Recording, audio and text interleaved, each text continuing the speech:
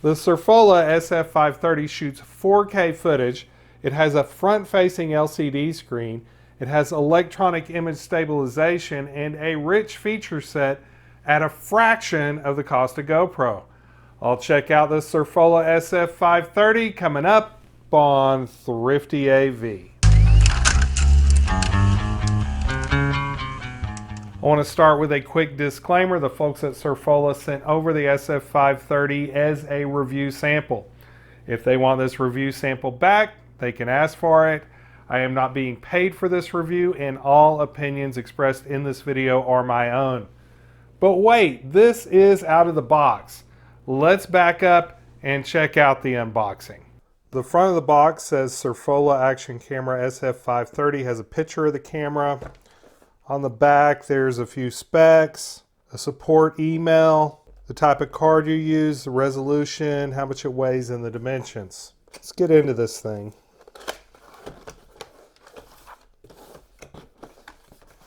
There are two little boxes inside the box. Here we have the manual for the action camera, multiple languages. Here's the camera itself inside the protective housing.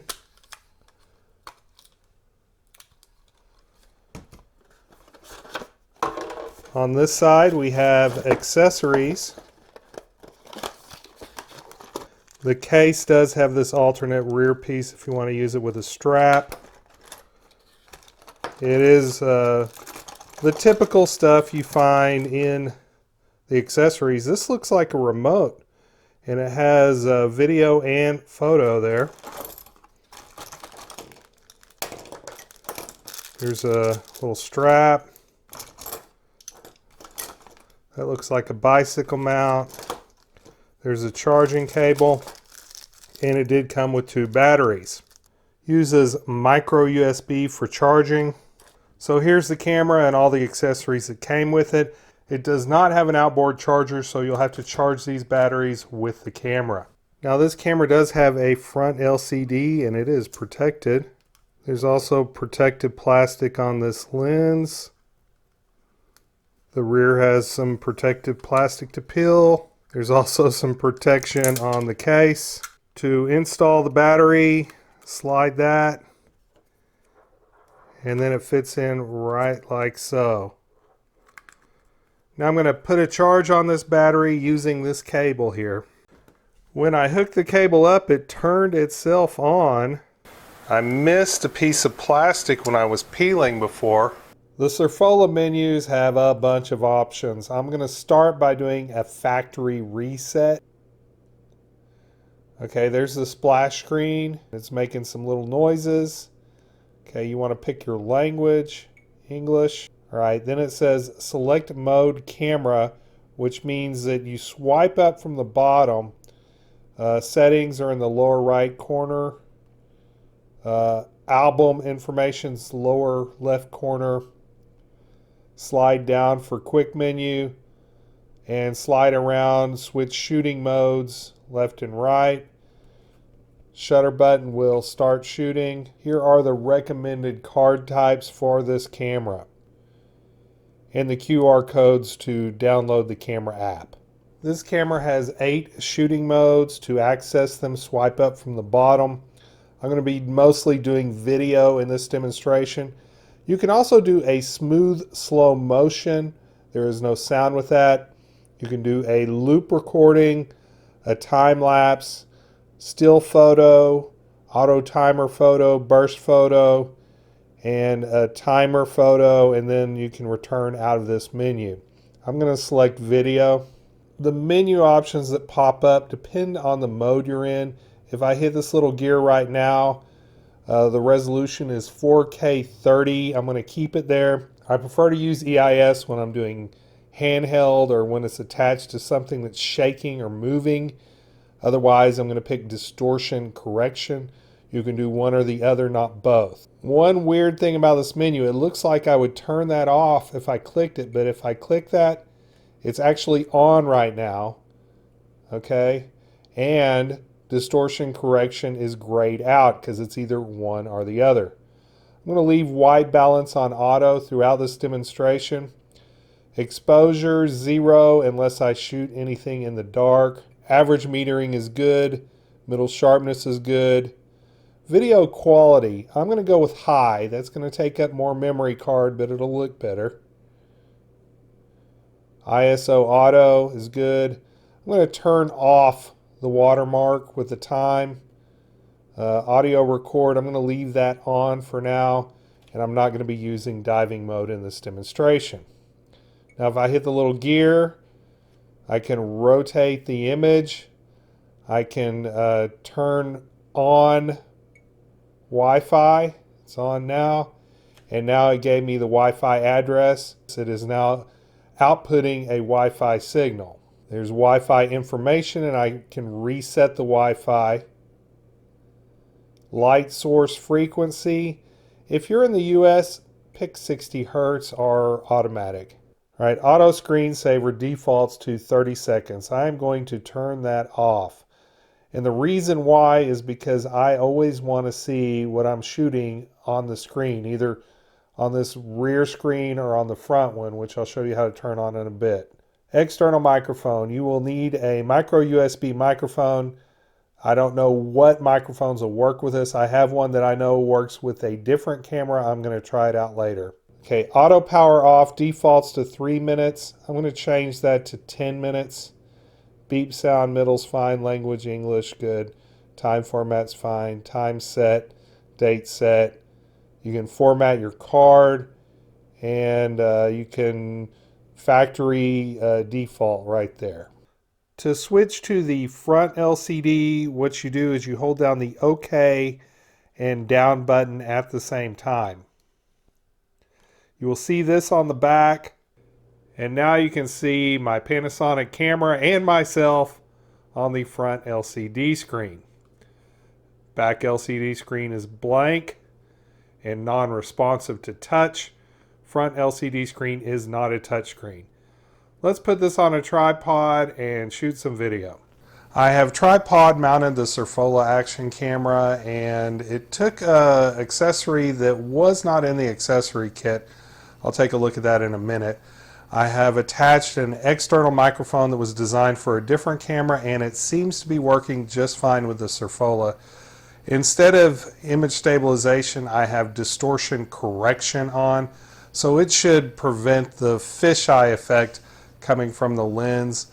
If you plan on tripod mounting the Surfola, you will have to get your own piece like this. This is a 1/4 inch 20 thread hooked up to just this frame piece here. This piece, the 1/4 inch 20 piece, did not come with the Surfola kit. I had to get this from a different kit, so keep that in mind if you want to tripod mount the Surfola camera. I have the settings pretty much all automatic, and this is what it looks like. This is what it sounds like with an external microphone. Now let's go back to the built-in microphone, take this camera outside, and switch over to image stabilization. I've attached the Surfola camera to a selfie stick and taken it outside. I'm pretty much facing the sun here. I have it set at 4K 30 frames per second, and I have it on high quality mode.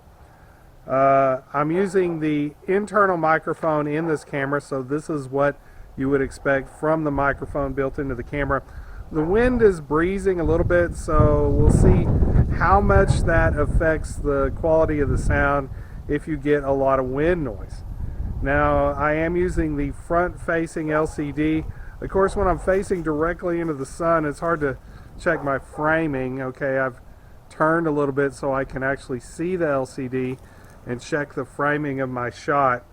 I do have EIS turned on, so if I'm shaking the camera a little bit, maybe you can't tell so much.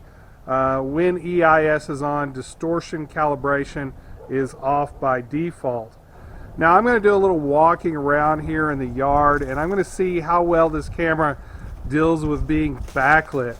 The sun is basically directly behind me, and that is something to really check on these cameras, is how well they can handle the person, the subject, being backlit. I do have the screensaver turned off right now. That way the front-facing LCD screen stays on for me, and I can continually monitor the shot to see how well I'm framed. Now there is something that I think I've discovered about the framing. I'll check it out here in a few minutes to see if I'm correct, so stay tuned for that. The ground I'm walking on here is not stable. This camera is shaking around quite a bit, so this is a pretty good test for the image stabilization.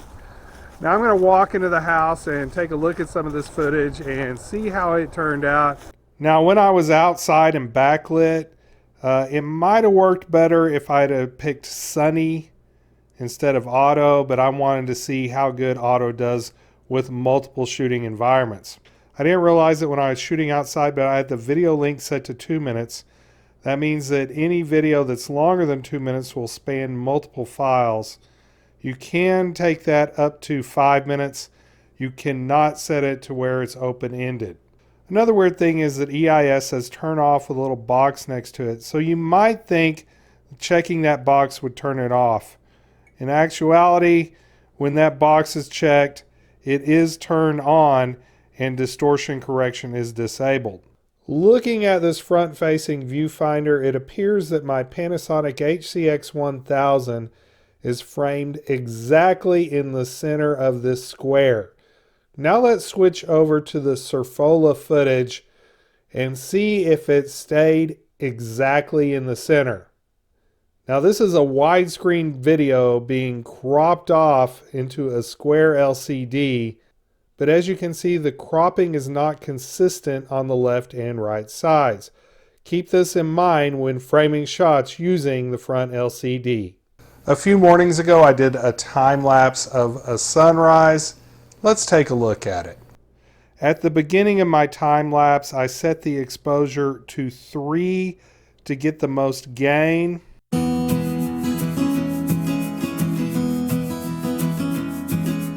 At this point, I paused the recording and changed the exposure to 0 for the remainder of this time lapse. The sunrise became obscured by the clouds rolling in. I was capturing at 1 frame every 10 seconds, which creates a 300x time lapse. So what you're watching over the next few seconds took several hours to shoot. I was not relying on the internal battery on the camera. Instead, I had an external power source plugged in, and there's the sun peeking through, then hiding behind the clouds again. There wasn't going to be any blue sky on this overcast day. The time-lapse feature of the Surfola SF530 performed admirably, as demonstrated by this dramatic footage. There's so much stuff I haven't talked about yet with the Surfola SF530, like the smooth slow-mo photo features, the phone app, the wireless remote, the specs on the files that are created by this camera, and the accessories that come with it. But this video is getting a little bit long, so if there is any of those features you want to see in a future video, say so in the comments and I'll see what I can do. I'm pretty happy with the Surfola SF530. It has good features for a camera in this price range. It had strong stabilization even when I was walking around on unsteady ground with it on the end of a selfie stick. It's great that it comes with 2 batteries, but I've only used 1 during the shoot and it still has juice in it. This thing is still going even after shooting outdoors, shooting indoors, trying different stuff out. The battery on this is pretty strong and it comes with 2 of them. Now it would have been nice if they would have included an outboard charger so that I could charge 1 battery while I'm using the other one, and that way I could shoot continuously without having to stop and recharge. There are battery chargers out there that will work with these batteries. Make sure the polarity is correct if you use a charger that's designed for a different camera. I got better results with the internal microphone than an external microphone, but the external microphone I used was not designed for this camera. It was a little bit hot. I had to bring the level down and there was some clipping when I was using an external microphone. That being said, I was quite pleased with the internal microphone on the Surfola. It sounds better than other budget action cams I have used. The front-facing LCD is square when it's shooting a widescreen video. What that means is that what you see is not always exactly what you get when you're using this front LCD. You need to keep that in mind when you're shooting. Get used to the framing on the front-facing LCD if you're going to use it.